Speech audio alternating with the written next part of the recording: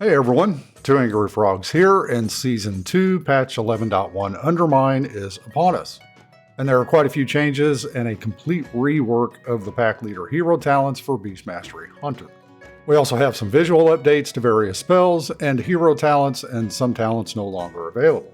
Along with this is a really cool new feature that lets you use any pet you want, being able to change its specialization as you desire. So you are no longer stuck with specific pets for specific abilities, such as Bloodlust. So let's dive in and cover everything you need to know to understand Beast Mastery Pack Leader in patch 11.1.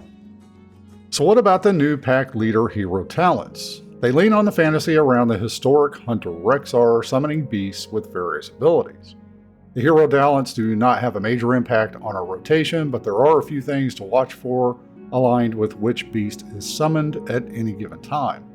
The rework tree begins with Howl of the Pack Leader, which summons a beast every 25 seconds when you cast Kill Command in combat, although we have additional talents that significantly reduce this. There are 3 beasts summoned in a specific rotational order of Wyvern, Bear, and Boar. Each beast behaves a little differently and is particularly useful in certain scenarios.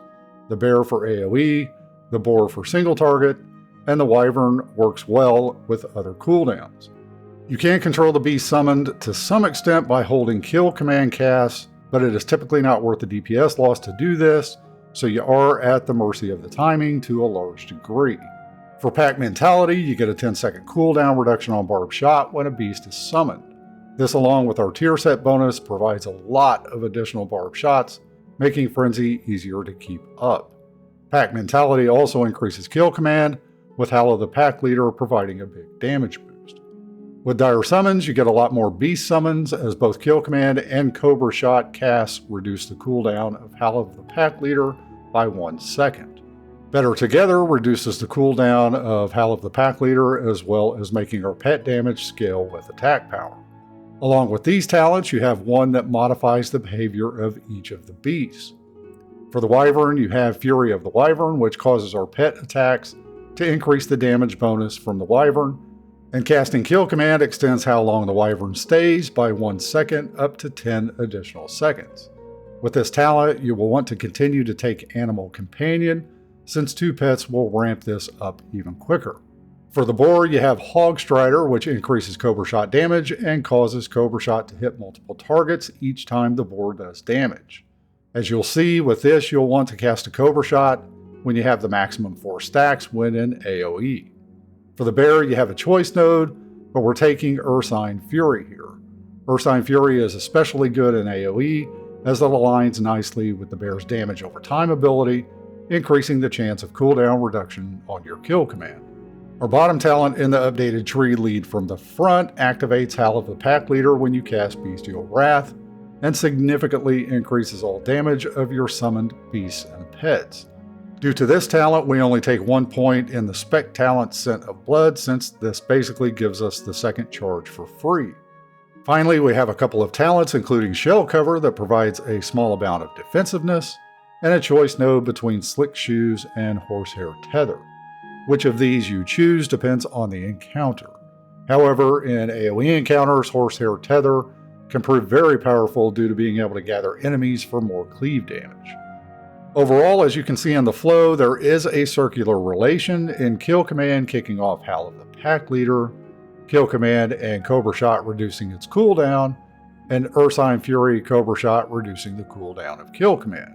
This, along with Bestial Wrath casts, can keep you summoning beasts at a pretty rapid rate, which in turn activates a multitude of other abilities, increasing your damage, summon beast damage, and your pet's damage.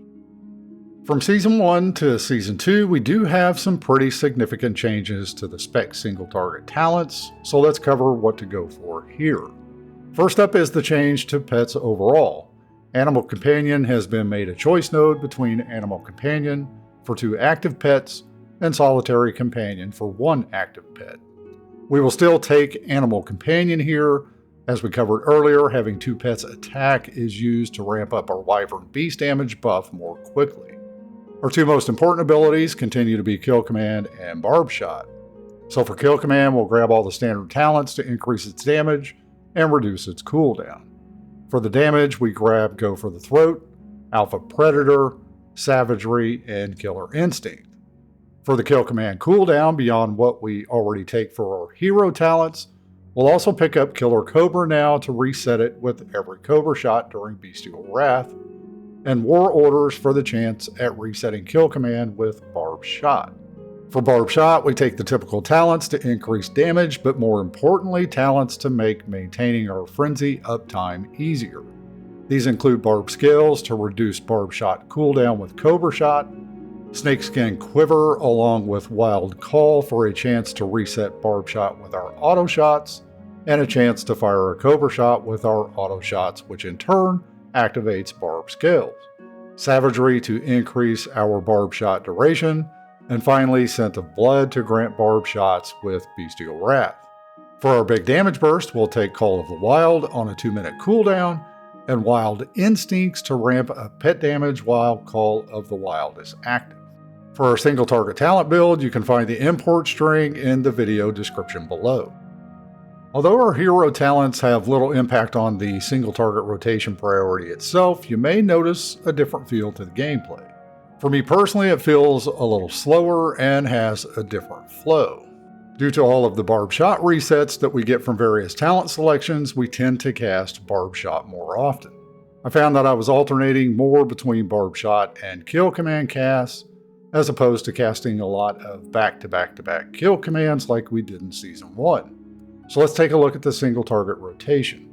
For the opener, we'll open with Barb Shot to get Frenzy going, cast Bestial Wrath to provide an immediate damage boost for us and our pets, cast a Barb Shot again for the second Frenzy stack, and to start Bestial Wrath cooldown reduction. At this point, you'll cast alternating kill commands and Barb Shots until you have no charges left, then cast Call of the Wild, and cast Kill Command.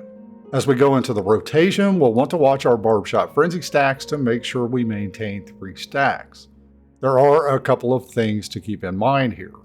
First is to cast Barb Shot to keep it off of 2 charges, especially if you're going to cast Bestial Wrath, which will grant a charge with Scent of Blood. If Bestial Wrath has less than 12 seconds cooldown, you'll want to cast Barb Shot as well to bring it off of cooldown. You'll also cast all of your Barb Shots if you're going to cast Call of the Wild due to the significant Barb Shot cooldown reduction.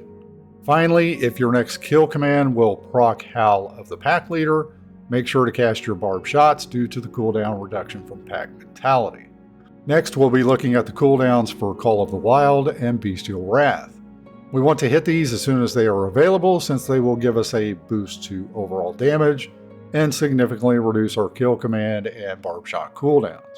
Next, we want to be dumping kill commands as much as possible, and if we have Bestial Wrath up, look to cast Cobra Shot when needed to reset and generate more kill commands. And finally, when we have nothing else to do, we'll cast Cobra Shot. In single target, we typically will not cast Kill Shot unless it procs, so these are lower priority than anything else. For Pack Leader, our AoE talent build does not significantly differ from our single target build. In our Beast Mastery talent tree, we're trying to get a good mix of AoE and still maintain a decent single target build for bosses. We have 3 core talents that we pick up for AoE, including Multi-Shot, which itself does no real damage, but it is used to activate Beast Cleave, causing our pets' melee attacks to hit and damage nearby enemies. We'll pick up Kill Cleave so our kill command hits nearby enemies as well. For AoE, we also want to pick up Bloody Frenzy as opposed to Wild Instincts at the bottom of the tree, which gives all pets Beast Cleave and Stomp when Call of the Wild is active. With picking up the Cleave talents, we need to give up some others, keeping in mind the balance between AoE and single target, and needing to have enough points to path down to Bloody Frenzy. In this case, we drop Barb Scales, Snakeskin Quiver, and a Murder of Crows. You can find our AoE talent build import string in the video description below.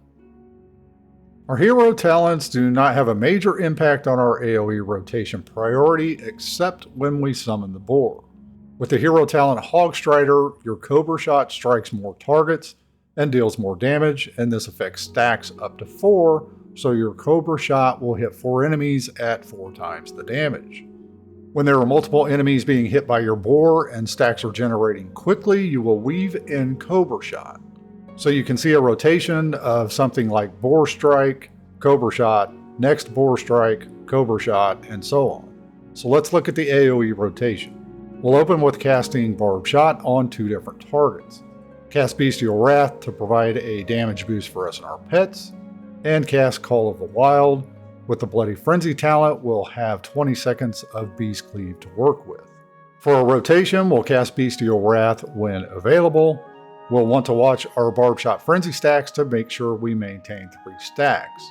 In AoE, we want to spread our Barb Shots across multiple targets, which can lead to a big DPS increase, and as damage ticks on each target, kill command comes back quicker. As with single target, there are a few things to keep in mind here. First is to cast Barb Shot to keep it off of 2 charges, especially if you're going to cast Bestial Wrath, which will grant a charge with Scent of Blood. If Bestial Wrath has less than 12 seconds cooldown, you'll want to cast Barb Shot as well to bring it off of cooldown. You'll also cast all of your Barb Shots if you're going to cast Call of the Wild, due to the significant Barb Shot cooldown reduction. Finally, if your next kill command will proc Howl of the Pack Leader, make sure to cast your Barb Shots due to the cooldown reduction from Pack Mentality. Next in priority, we'll be looking to cast Call of the Wild, cast Multi-Shot to maintain Beast Cleave when Call of the Wild is on cooldown, cast Kill Command, and finally cast Cobra Shot to spend focus or if you have 4 Hog Strider stacks. To keep track of the stacks, you can grab the weak aura that is linked down in the video description below. From a stat priority standpoint, our general priority is Critical Strike and Haste, then Mastery. Versatility sits behind all other secondary stats for Beast Mastery hunters. Things are more normalized for Season 2, so our stat priorities remain the same, regardless of content type, so we'll follow the same priority for both single target and AoE. In terms of percentages, we would look for Haste up to 30%, and Critical Strike up to 44%. After that, we start to get diminishing returns on stacking them any higher. In Season 2, class sets have their 2-piece set bonus split by role, healer, tank, ranged, melee, and their 4-piece set bonus split by spec. Unique keywords for each role are used for 2-piece sets and then modified in how each spec interacts with the keyword in their 4-piece set. For ranged DPS, the keyword used is Jackpot. For the 2-piece set bonus, your damaging spells have a chance to hit a Jackpot, which fires a Barb Shot. Casting Bestial Wrath always hits a Jackpot, and this is yet another reason to dump all of your Barb Shots before you activate Bestial Wrath. For the 4-piece set bonus, hitting a Jackpot causes your pet's auto attacks to deal nature damage to its target and up to 5 other enemies within 10 yards for 10 seconds. These attacks reduce the cooldown of Bestial Wrath by 0.25 seconds, so we have an increase of AoE damage from the poison AoE attacks and more Bestial Wrath cast from the cooldown reduction. For our 4-piece, we want to try and acquire the bonus with chest, gloves, legs, and helm, due to the shoulders having versatility on them when they're converted to tier. The final thing we'll take a look at is the new pet customization in patch 11.1. Prior to this patch, if you needed a particular pet ability such as Bloodlust, you were required to run a ferocity pet, which restricted which pets you could choose to run around with. Now you can choose any pet you want. Head to your local stable master, and when you select a pet, you'll see a new drop-down that enables you to set the pet type. So for example, Tazala is a cunning pet. If I want to run this pet and still have Bloodlust, I can simply change its type to Ferocity. The abilities will change and can be seen at the bottom of the stable interface when you change the pet type. So as it stands currently, Pack Leader is in a pretty good spot. It's definitely the choice of Beast Mastery hero talents, outpacing Dark Ranger in every type of content. But as usual, I don't expect that to last forever, given that our tier set was nerfed before we even walked into the first raid encounter. Either way, for solo play, it's hard to beat the Beast Mastery spec. We really do hope this video helps you understand how Pack Leader works, why we take the talents we do, and then how all this feeds into a rotation that makes sense. As always, let us know your thoughts and any questions you have down below in the comments. And make sure to hit the like button and subscribe to the channel so you always know what's coming up next. And a special shout out to our members for your continued support. We thank you very, very much. And everyone, have a great day.